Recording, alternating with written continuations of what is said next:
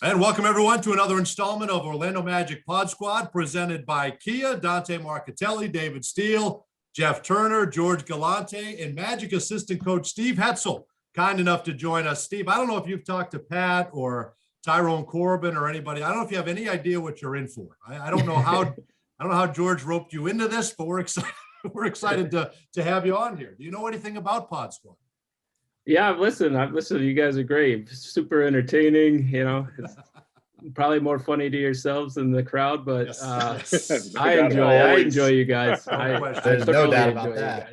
You know where I had to corner Steve, but I had to corner him in the stairwell last night going into the game. I go, hey, we're thinking about doing the Pod Squad with you. You in for it? And I don't think he heard what I said, and he just was done with the conversation. He's like, yeah, George, that sounds good. Yeah, no, whatever you want to do, that's fine. You just got to catch him right at the right time, It's like the puffy shirt. It's the Seinfeld episode.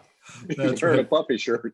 He agreed. We want to know. Contract. It's in my contract. Know, whatever George says, I have to. That's right. Yeah, you got 3 years. I think I should have known that before now. When in the season did you realize we weren't with you traveling? Was it like a third of the way through, a half of the way? When did the coach? Man, you guys don't give yourselves enough credit. It was day one. You know, you guys are such a presence. You may not think so, but we miss you at shoot-arounds. We miss you on the sidelines pregame, on the plane, on the buses, post-game. You guys are very missed. You know, like it's such a tight-knit group, the travel party, and even though you guys work separately than us, we're all together, and it's we feel very isolated. But you guys are very missed. We can't wait to get back out there with you. No question. At the time of this taping, you're in Cleveland, right? This is one of your stops in your NBA career. Is it always kind of nostalgic going back? You're a big Midwestern guy. So is it always fun going back, or how do you feel when you go back to Cleveland? I enjoy it. I especially this time, the weather. You know, I guess anytime I could, puff my chest out and say, oh yeah, this is what I'm used to in the winter. And then in the spring, I was on the elevator with James Ennis and he was like, oh, I didn't know it was this warm in Cleveland. I was like, it's April. But yes, it is. It's fun to come back to the places that you've been, to see the faces that you've worked with before. And I had 2 stints in Cleveland, once as a video coordinator with Mike Brown, and another time when I got to be the head coach of the Canton Charge. So a lot of good memories here. You've probably never been down to Mr. Albert's and bought a couple of ties down the street from the hotel, have you? Like Jeff Turner and I did a couple of years ago. I did not drop a dime in there, but I did go with David as moral support. It is true. That is true. Well, I know it's fun to go back there. It's. I don't think a lot of Magic fans will realize this, Steve. But were you not the video coordinator there in that 2009 playoff series when the Magic faced off against the Cavaliers? We've heard all the Magic side of it. Would love to get your side and your perspective on that 2009 series with the Magic and the Cavs. Yeah, I was. That was my third and final season with the Cavaliers. We had the best record in the NBA. Mike Brown was the coach of the year. LeBron was MVP. It was just an awesome regular season. And the one team that we could not beat in the regular season is the one team that we met in the Eastern Conference Finals, and that was the Orlando Magic. And at that time, they were unique to the league, because they were one of the only, if not the only team that was playing 4 out, 1 in. And that, with that being said, they have always had 4 shooters, 3-point shooters on the floor. And only 11 years ago, 12 years ago, and the league is just totally flipped upside down to where it's all 3-point shooting. But at that time, our 4 big men on the roster were Anderson Varejao, Zydrunas Ilgauskas, Ben Wallace, and Joe Smith, and none of them were shooting threes. Big right. Z was a knockdown mid-range pick and pop shooter, and Joe Smith as well if you let him get to the elbow. But the elbow and the 3-point line are a big difference.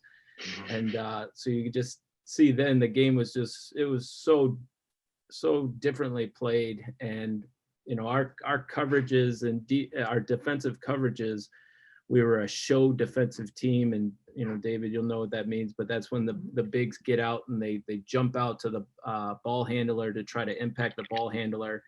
And in today's game, if you do that with all the shooting on the floor, you just spread yourself wide out, everything's open because you have to be in to protect the basket with the roll. And then there's shooters everywhere. And that's what the Magic had. I think we had 2 losses at home that year. And I think we won 66 games in the regular season, and we were down 40 at Orlando in the one regular season game that we played. And at that time, it wasn't Amway; it was the old arena. But it was the shooting, our coverage, and like Dwight Howard, the force that he rolled with, and our pick and roll coverages. It was lights out, and so it was a fun series, 6-game series. But we ran into the wrong team in the playoffs. It's interesting that Magic team, probably a little bit ahead of its time. Imagine that group playing in today's NBA. I mean, they would be as good as anybody for sure. I agree. They had all the shooting that they needed. Rashard Lewis was again ahead of his time he was considered an undersized 4-man. Right now, in today's game, he could probably mix in some 5 with the way it's being played today. But he could do both. He could shoot threes at such a high level, and he could post up smaller players. He began his career at the 3, which shows you how the game was changing even then.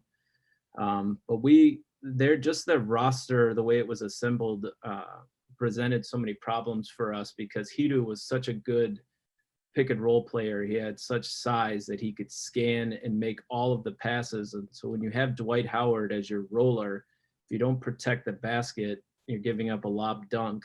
And with Hedo in a high pick and roll, he was able to make all the skip passes versus the protection. And so that was something that, was a problem for us.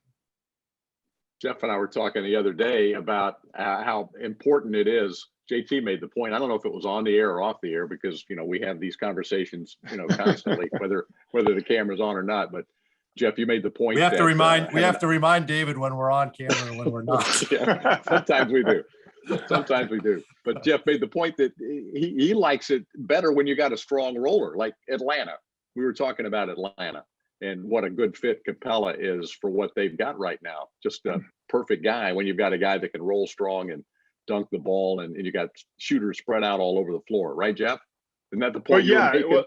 No, exactly. I think that, like for me, we were just talking and I thought Houston made a mistake letting Capella go because kind of like what you were saying, Capella is a strong roller to the basket, defender and everything. And I thought Houston had plenty of shooting around him to spread the floor. And I thought it really made Harden better because of his size and his ability to get to the rim, shoot the mid-range. So I think it's not for everybody, but I think if you've got a big guard, a rolling big's not too bad. Well, even with Trae Young, I think it helps Trae because he's got a nice mid-range. I mean, I guess, Steve, the question would be is if you're playing the 5 in the league now, do you have to be a 3-point shooter? I don't think you do. I think it depends on how the roster is built. And if you have enough shooting on the floor, a dynamic roller is exactly what you need, which Atlanta does. Trae Young, Kevin Huerter, DeAndre Hunter, Lou Williams. They have a ton of shooting. John Collins is a 38% 3-point shooter. Bogdanovich, and he's rolling right now. They have tons of shooting. And so adding that piece of that dynamic roller leads to exactly what you're saying. It's you have to take away something, but you're giving up something else, and it's a good thing to have. And if you don't have a lot of shooting on the floor, then it's harder. But to have that shooting in that roller is it's a problem. Steve, with Cliff being on our staff in 08-09 and you being on the Cavs staff, when's the first time that discussion happens when you guys are together? Like, do you guys have you ever talked about that series back then and your comparisons from our side and from your side? Yeah, right from our first season together in Charlotte, as soon as, like probably the interview that I had with him when I was hired. We began discussing it, and it's like for basketball junkies, it's the ultimate thrill to just sit and talk basketball about the experiences that you've gone through and the strategy that you put into it. And we discussed, we did something different, and it didn't end up working out. It's easy to say it didn't work out because Orlando won. It was a 6-game series in it, and we were up 20 points in both game 1 and 2, and we lost game 1, and game 2 LeBron had to make that miracle shot at the buzzer, but we were up 20 in both games. So if we go 2, maybe we win in 7, who knows. But when I say this part about the strategy, I wouldn't say it's a failed strategy. It was just different. And because of how unique the Magic were at that time, we chose to put Delonte West on Hedo Turkoglu, who was playing the 3, and that would normally be LeBron James matchup. But because of the pick and roll that Orlando would play, they play a high pick and roll with Hedo.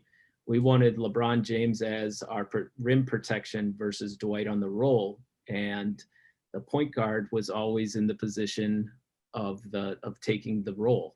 And so it was Skip to my Lou. I'm sorry, his name's Rafer Alston. Yeah. Rafer was the we call him guard, Skip to my Lou too. It's fine. Yeah, exactly. I should know that, but so our matchup was LeBron on Rafer, so that he could be the pick and roll protection, and we would blitz Hedo to try to disrupt his pick and roll play, and which is just something that you don't normally do in a regular season game. And so discussing with Cliff that it's a lot of fun. Like it kind of gave him a big eye raise. So that's why you guys did that.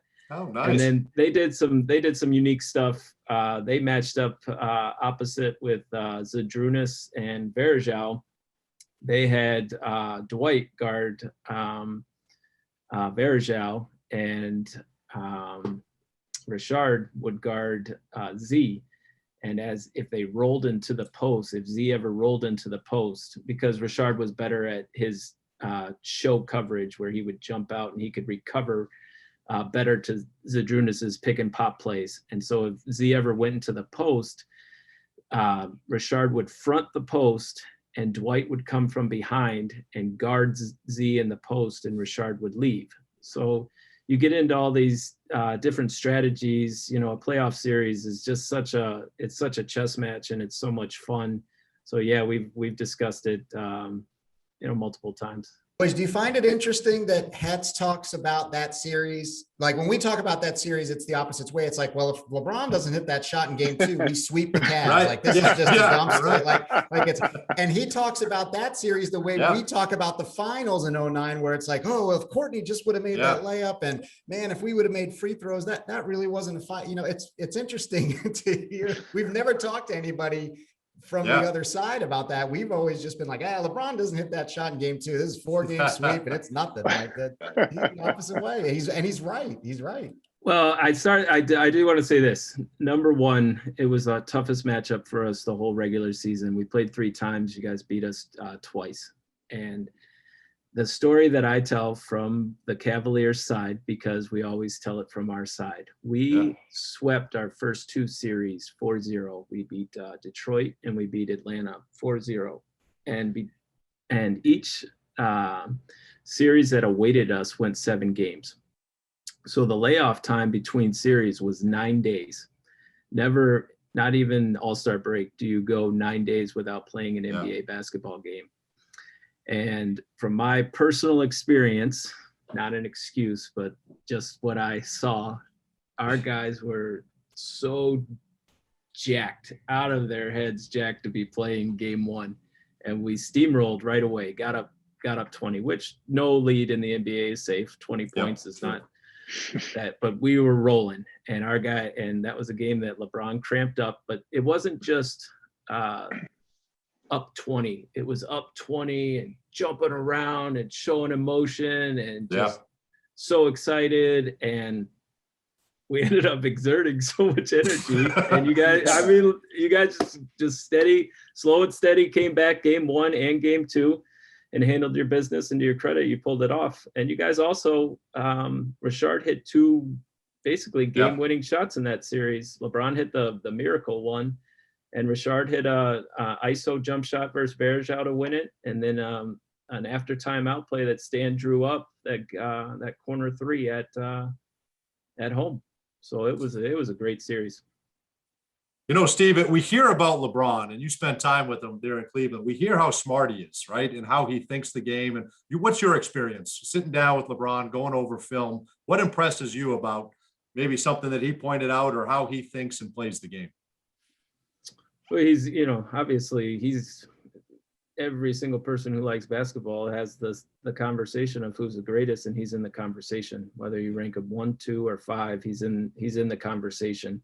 And I would say that it is so much of everything, his skills, size, athleticism, but the most important thing is his basketball IQ. He sees the game like a coaching staff does. He reads it X and O's wise strategy. He understands coverages.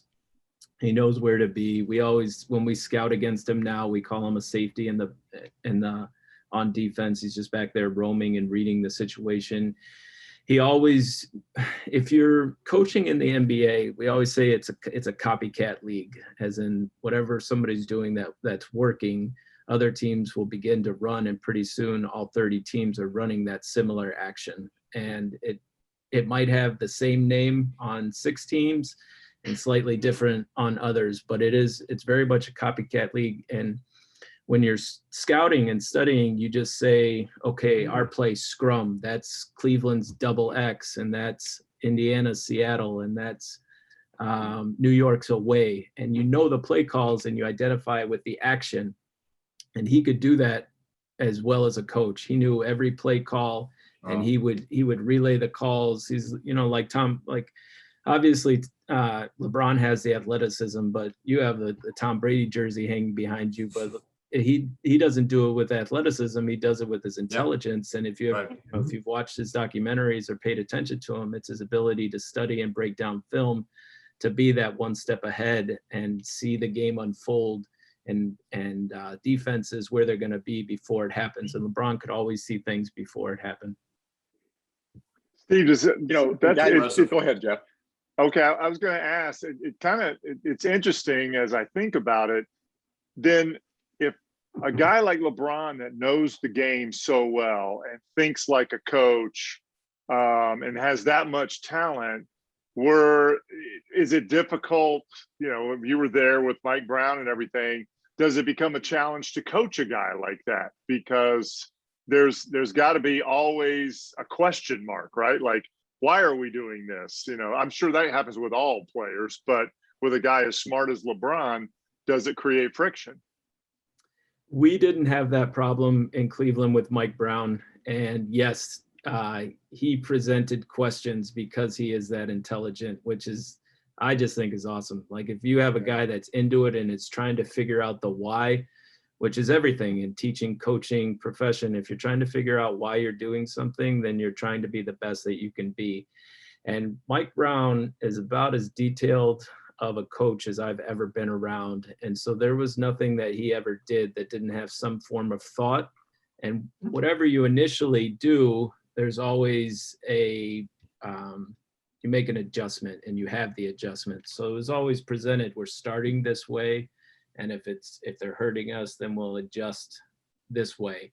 But he was very inquisitive, and he was always on top of, he pushes coaches, which is what you want as a coach, to be pushed.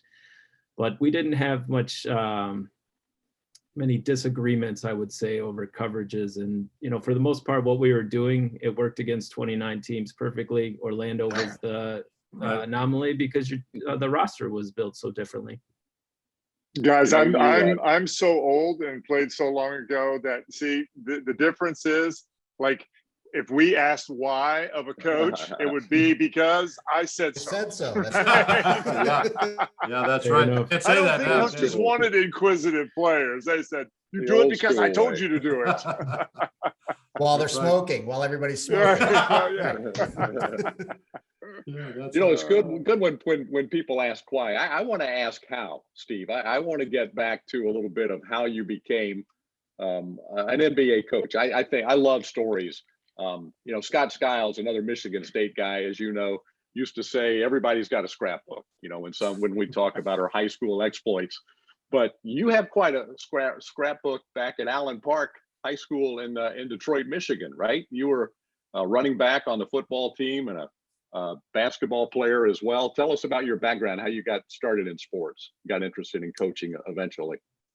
Well, that was the extent of it, was Allen Park High School, but no, I grew up just in love with sports. My two favorite sports were football and basketball, and that's what I played in high school. I actually had more accolades in football than I did basketball. Got recruited, played in the high school all-star game there, and I love football, but my love of basketball superseded that. I just growing up, moved from Kansas City to Detroit area in '88, which put me right in the thick of the bad boys. And I was just like, well, this is awesome. You know, like number one, they win every game. They're tough as nails. They beat everybody up, and I loved every minute of it. So I did not. Detroit. But go ahead.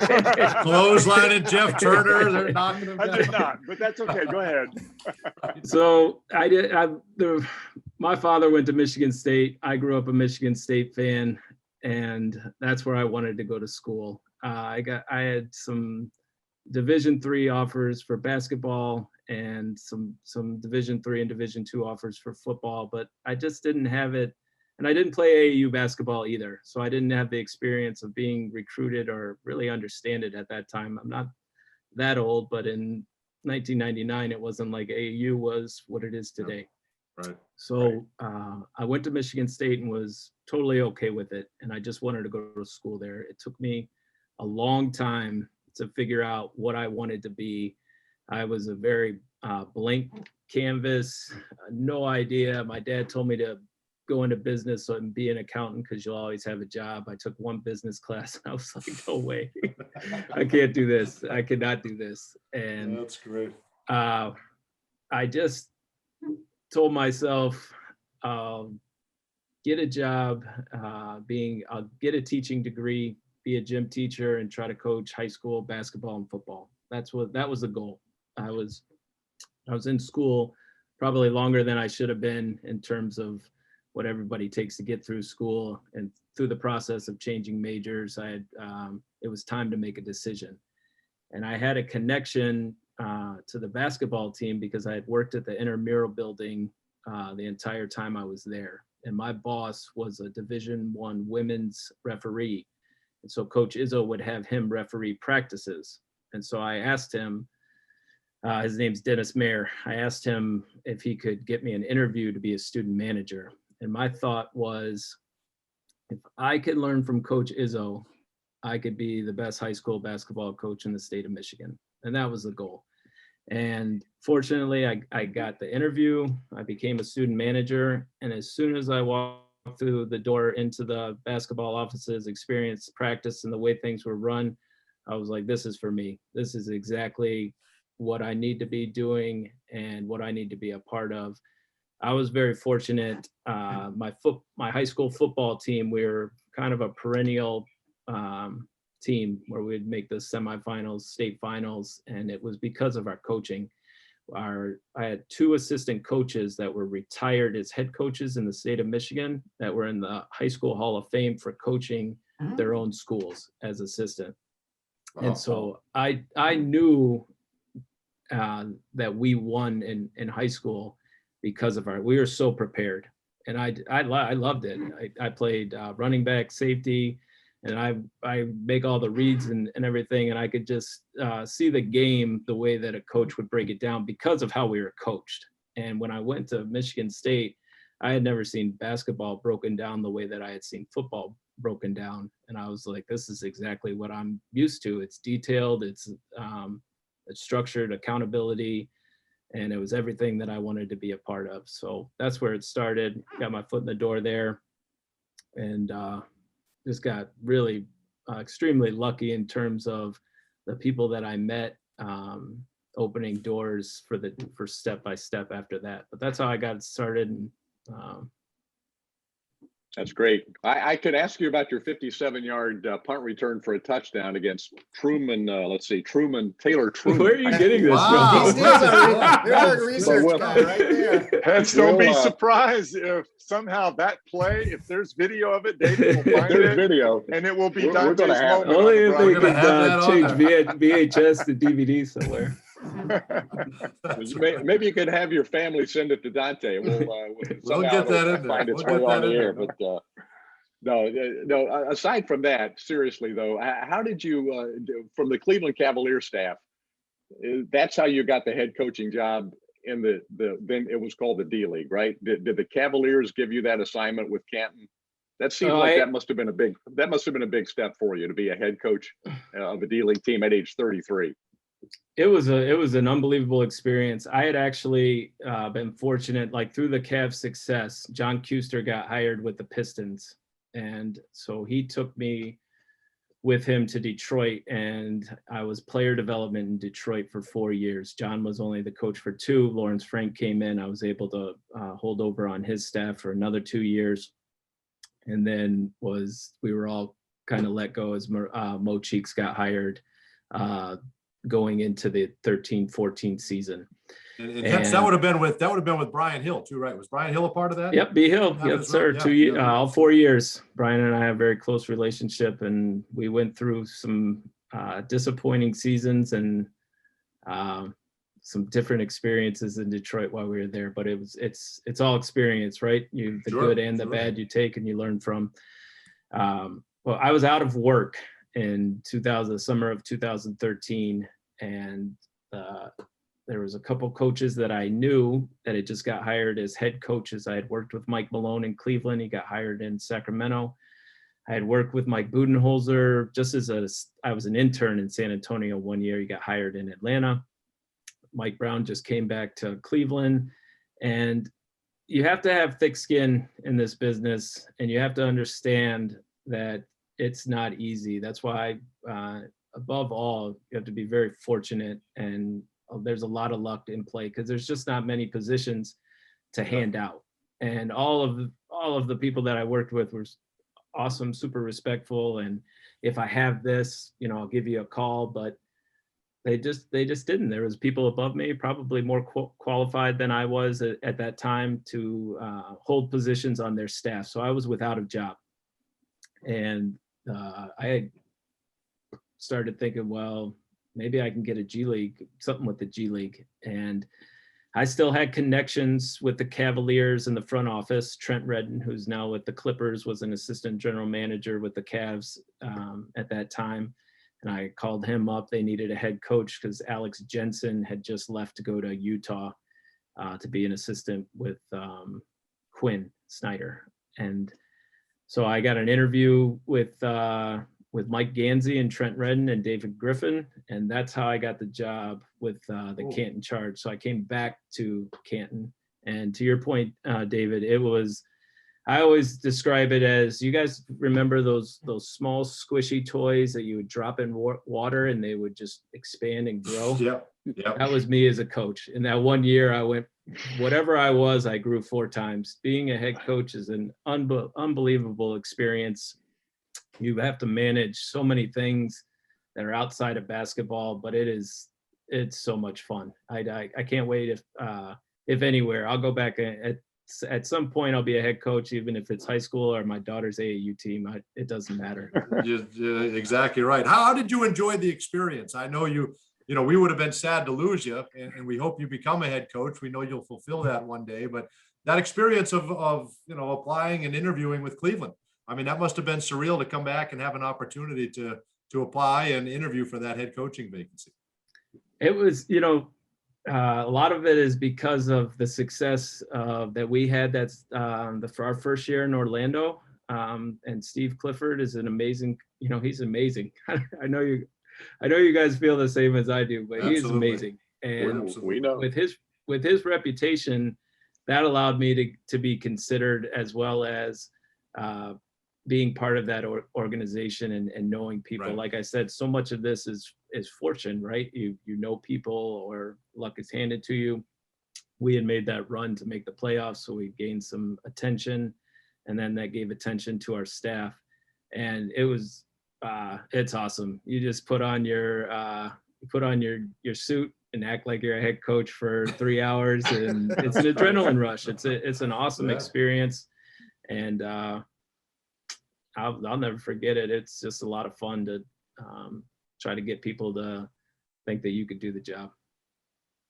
That's how do you get now? How do you go from Canton, then you go on to Cliff's staff in Charlotte? Did you know Cliff ahead of time at all, or was that your first? And how does Cliff find out about you, and vice versa? How does that all work? Well, my ego in the G League was telling me that I was just going to get a job anywhere. Our team was rolling. We were doing awesome. And when Cliff calls me, he references the fact that when Stan had been let go and he was out of work in Orlando, he had a relationship with Lawrence Frank, which I had met him in the summer league, but summer league was always in Orlando.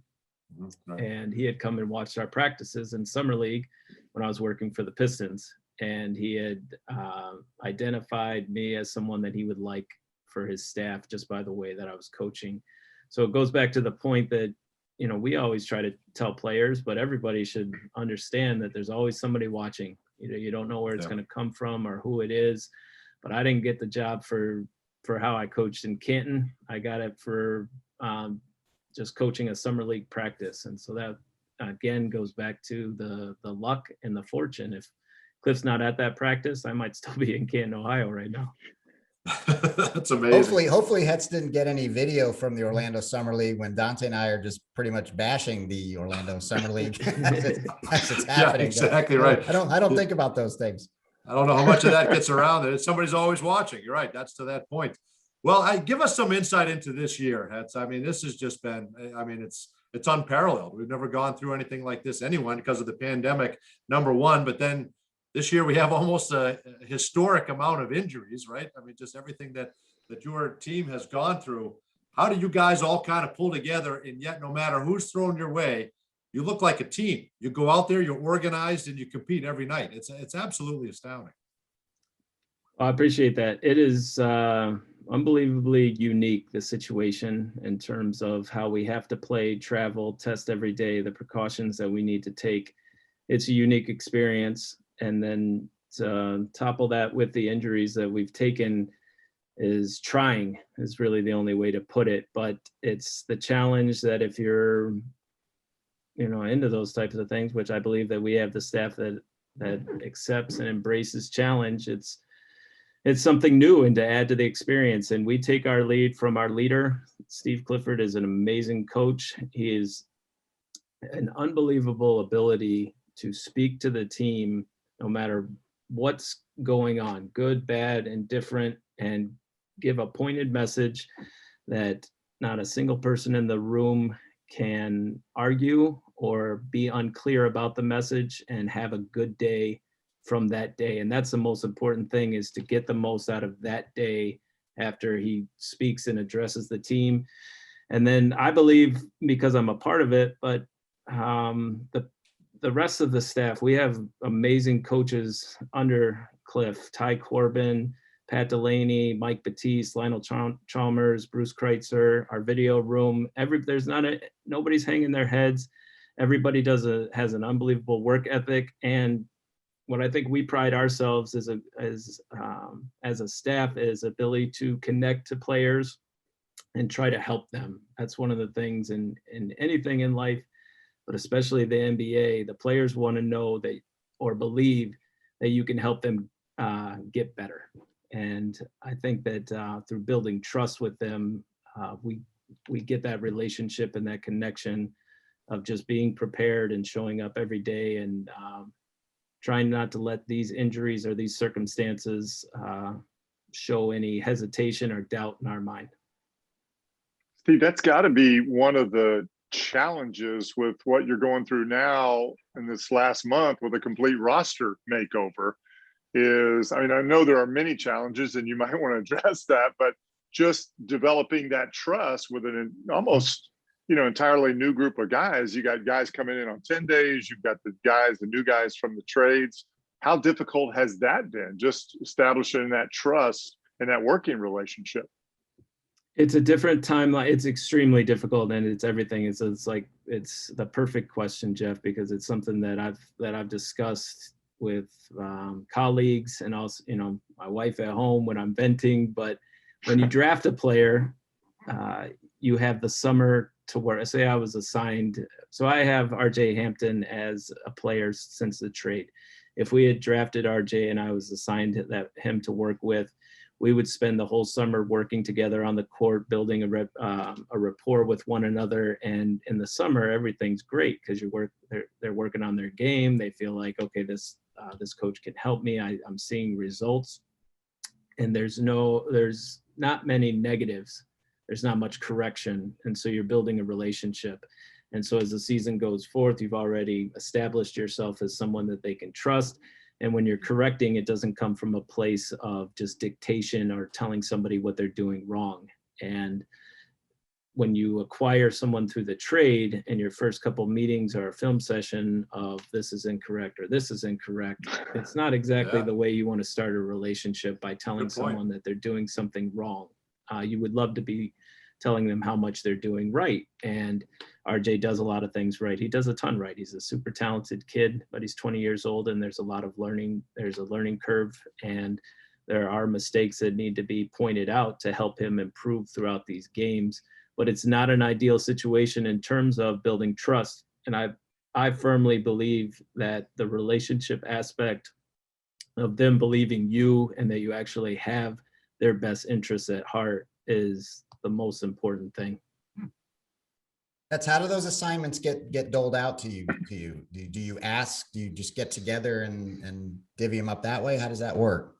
Cliff's always been in charge of managing or handling, giving players to the different assistants. Traditionally, Mike Batiste works with the fives.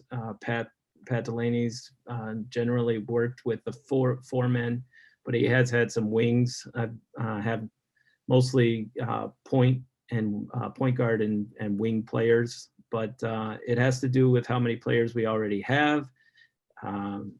Does another person, did he lose a player to free agency?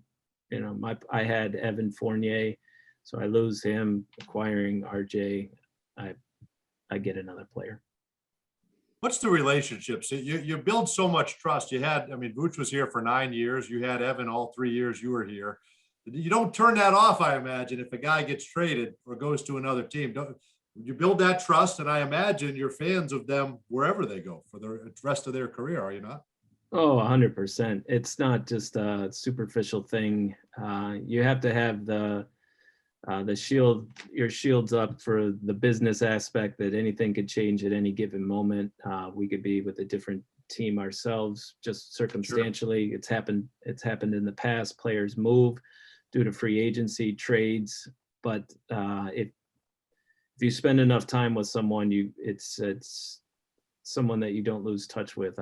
As Evan and I have kept in touch throughout this. He just recently got COVID, so we're checking in on him. He's back now, just making sure he's feeling good out there and everything. So as much as you can without losing attention to your own job, you just keep in touch with him like you do everybody else. But yeah, it's an important part of it. It's something that you try to maintain those relationships the best you can. COVID has hit our team now with Steve Clifford out. I just wanted to ask you about how challenging it is right now for the coaching staff with shifting roles, at least for this interim period while Steve is out with the health and safety protocols. Tyrone Corbin stepping into the head coaching chair, and how much of a challenge has it been for the staff to keep this thing rolling? Well, it's a challenge because Cliff's not here, and he is so well respected, and he's such a good coach. That's the challenge that it presents. But we're so fortunate to have Ty, who has the head coaching experience and all of those games under his belt, and also the way Cliff structures things day to day. He gives us so much responsibility throughout practices and game preparation that it hasn't been there. The record hasn't stopped. Everything's just kept on going. He's still in contact with us, and Ty does a similar setup and walkthroughs that Cliff does. And because of the culture that I believe that Cliff has solidified here, it hasn't been too difficult. You just miss his presence because he is such a good leader. Well, before Dante closes out, I Yeah, have to know, is coach texting you guys on the bench? Just so you know, listen, you know, last night I got a text in the middle of the game. He had an issue with David's "Is This Anything?" So I'm just saying, you know, I just wondered if he's texting you as well. So we all made a pact to leave our phones in the locker. So Good move. Good move. Very It's a good smart. move. Very smart. You'll deal with that. You'll deal with that after the game. So Hetz's daughter, Selah, plays in the same league as my daughters, right? And I was coaching my daughters, and Steve, I don't know how you do it. I can't get them to listen to me for the life of me. I don't know what is the secret to get anyone's attention as a coach at any level? I don't care what it is. They don't care what I say. They don't care. I gotta, if you ever coach your daughters again, you've got to get some dots. Okay. Dots are flat circles, cones. Yes. And the children follow the dots. Okay. That's the key to everything. Okay. If you want to have success next year, you get a pack of dots. All right. Red, blue, yellow. If you put a dot on the floor, they'll go to it and they'll stay there for longer than you expected. Kids will follow the dots. I love it. Get the dots. There we go. All right. We appreciate it. Let's keep up the great work. We know it's challenging and trying, but you guys are fantastic. And we can't wait to be back to some kind of normalcy and be traveling with you guys again, or even see you. We haven't seen you face to face in 18 months. Well, we miss you guys. It's not easy. Like as close as we are all together, the travel party's gotten even smaller. So, and you just spend a lot of time in your hotel room. There's no going out to dinner on the road or, seeing you guys in the lobby or anybody. I'm trying to tell them they're not missing anything. They're just not, this is not where they want to be. It's not where they want to be at all.